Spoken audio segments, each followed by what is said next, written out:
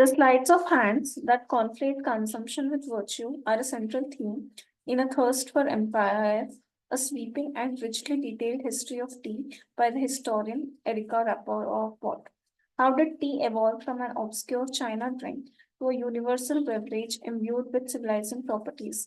The answer, in brief, revolves around this conflation, not only by profit motivated marketers, but a wide variety of interest groups.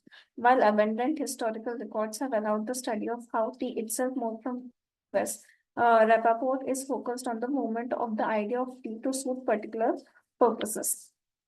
So, this introduces the book's primary theme, the clever tactics used to associate tea consumption with moral goodness, forming a narrative in Rappaport's detailed history of tea.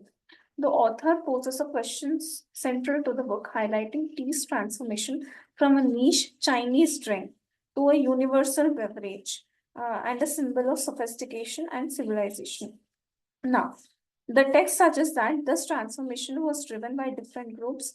It was not just by profit making marketeers who connected tea drinking with civil or moral values for their own purposes. Historical records have documented tea's physical journey, but this guy emphasizes how the concept of tea was adapted to fulfill specific cultural or political needs. Beginning in the 1700s, the temperance movement advocated for tea as a pleasure that cheered but did not inebriate, and industrialists soon borrowed this moral argument in advancing their case for free trade in tea, and hence more open markets for their textiles. Factory owners joined in, compelled by the cause of a sober workforce, while Christian missionaries discovered that tea would suit any colonial encounter. During the Second World War, tea services was presented as a social and patriotic activity that uplifted soldiers and calmed refugees. So it is given that in the 1700s, the temperance movement promoted tea as a non-alcoholic alternative that brought joy into people's life. Industrialists used this argument to support free trade, which also would benefit their textile markets. Now, factory owners supported tea to keep workers sober and productive. Christian missionaries found tea useful for fostering peace interactions during colonial expansions. In World War II, tea was marketed as a morale booster, symbolizing unity and comfort for soldiers and refugees. But it was tea's consumer-directed marketing by importers and retailers, and later by brands that most closely pretends current trade debates. An early version of the farm to table movement was sparked by anti-Chinese sentiment and concerns over trade deficit, as well as by the reality and threat of adulterated tea containing dirt and hedge clippings.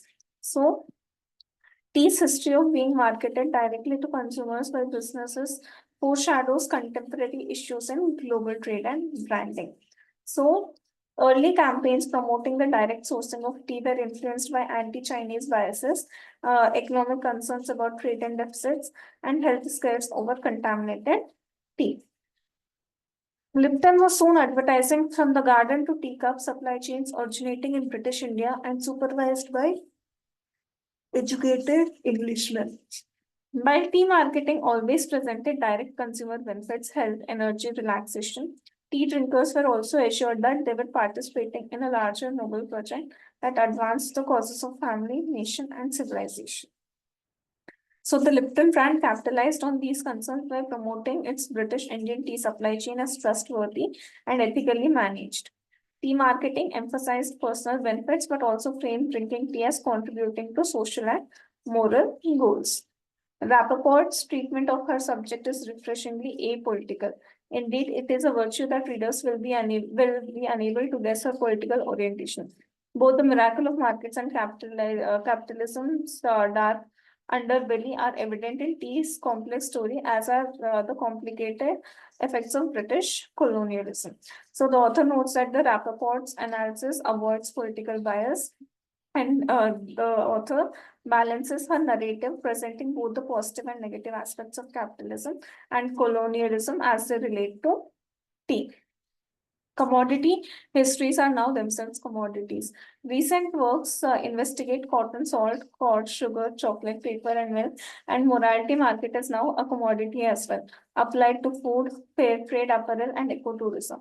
Yet tea is, Rappaport makes clear, a world apart, an astonishing success story in which tea marketers not only succeeded in conveying a soul, sense of moral elevation to the consumer, but arguably did advance the cause of civilization and community. So, what they are saying is that the author observes that books exploring the histories of everyday goods like tea, etc., they have become popular and marketable in their own right. So, marketing strategies that emphasize ethical or moral values, like used for tea, are now widely used for products like food, clothing, tourism, etc. Tea stands out as a unique example where marketing successfully linked consumption to moral and societal progress, possibly benefiting civilization and fostering community. Tea at a British garden party, a Bedouin campfire, a Turkish carpet shop, and a Japanese chassis to name a few settings. In each case, the offering was more an idea, friendship, community, respect than a drink, and in each case, the idea then created reality. It's not a stretch to say that tea marketers have advanced a particularly novel cause of human dialogue and friendship. So the author reflects on a personal experience of tea being shared to her across diverse cultures and contexts. Tea was not just a beverage, but a symbol of shared values, which then shaped real social bonds. And the author concludes that the tea marketing had a positive impact. It promoted dialogues and connections between people.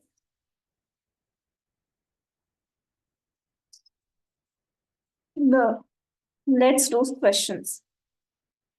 The author of this book is least likely to support the view that tea drinking was sometimes promoted as a patriarchal duty. It is very clearly mentioned. So this is something that he will support.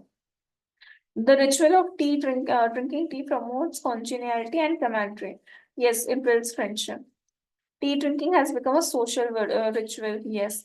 Tea became the leading drink in Britain in the 19th century. कहाँ लिखा है? नहीं mentioned है. So fourth is your answer. This book review argues that according to Rappaport, tea is unlike other morality products because it appealed to a universal group and not to a niche segment.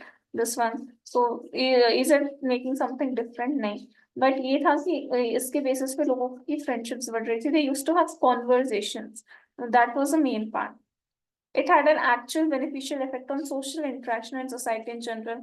Okay, क्योंकि बहुत सारी चीजें हो रही थी इससे communications better हो रहे थे, trade ठीक हो रहा था. Was actively encouraged by interest groups in the government, was marketed by a wide range of interest groups. So उससे क्या होगा? So second is your answer. According to this book review, A Thirst for Empire says that in addition to profit-motivated marketers, tea drinking was promoted in Britain by all of the following except factories to instill sobriety in their labor. Yes, लिखा है. Tea drinkers lobbying for product diversity. Tea drinkers lobbying for product diversity क्यों चाहिए उनको? Manufacturers who were pressing for duty-free imports, हाँ, free trade की बात की गई है.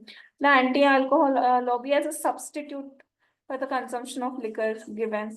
So two is your answer again. Today, conflating consumption with virtue can be seen in the marketing of sustainably farmed foods. यहाँ पे दे रखा है इन सारी चीजों में. तो हो सकता है फार्म्ड फूड्स भी.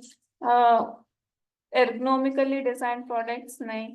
ट्रैवल टू प्रिस्टीन डेस्टिनेशंस और हेल्थ सप्लीमेंट्स का कोई जिक्र ही नहीं किया गया है. तो first is your answer.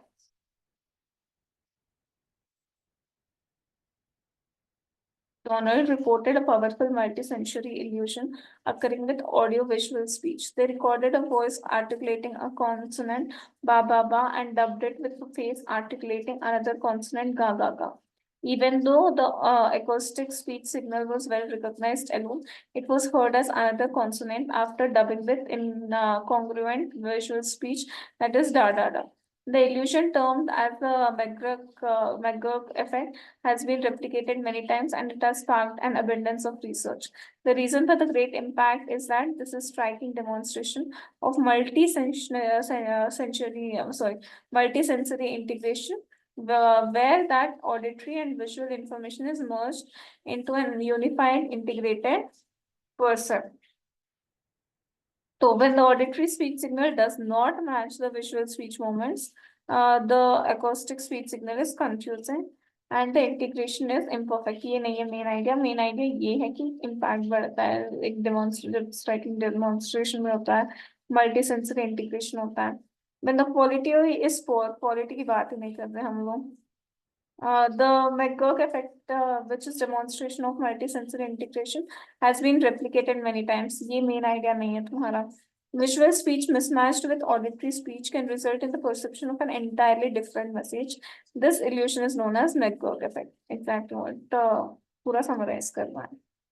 Now, the legal status of resources minded in space remains ambiguous, and while the market for asteroid minerals is currently non-existent, this is likely to change as technical hurdles diminish. Outer space is a commons, and all of it is open for exploration. However, space law developed in the 1950s and 60s is a state-centric and arguably ill-suited to a commercial future. Laws adopted by the US and Luxembourg are first steps, but they only protect firms from competing claims by their compatriots. A Chinese company will not be bound by US law. Critics say that says the US is conferring rights that it has no authority to confer. Russia, in particular, has condemned this, citing the US's disrespect for international law. At issue now is commercial activity as private firms rather than nation states look to space for profit.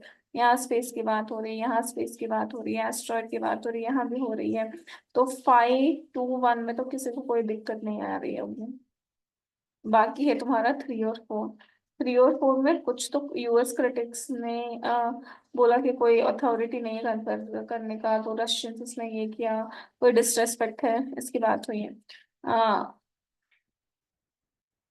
Laws adopted by the US and Luxembourg are the first steps, but they only protect firms from competing claims by their compatriots. Chinese company will not be bound by US now. तो ये issue is that ये commercial activity है, rather than nation states look for space for profit.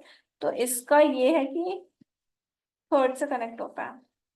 ये first step है उनके के solution के लिए. तो 3 is your linking with your issue. Right. And then 4 is what left out. So thank you everyone.